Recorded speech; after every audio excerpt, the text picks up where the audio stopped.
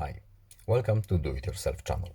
Today I will show you how to add contact to favorites in our phone book in Samsung Galaxy S22 Ultra.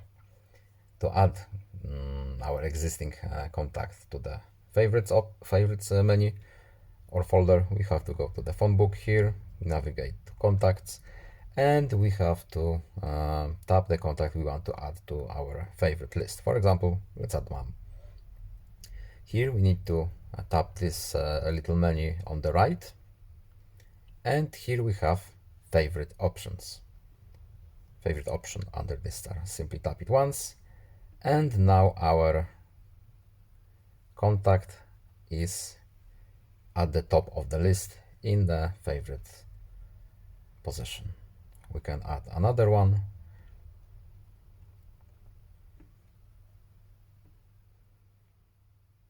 And now both are at the top. And that is it. I hope this video was helpful to you. Please leave a like and subscribe. Have a nice day and see you in the next video. Goodbye.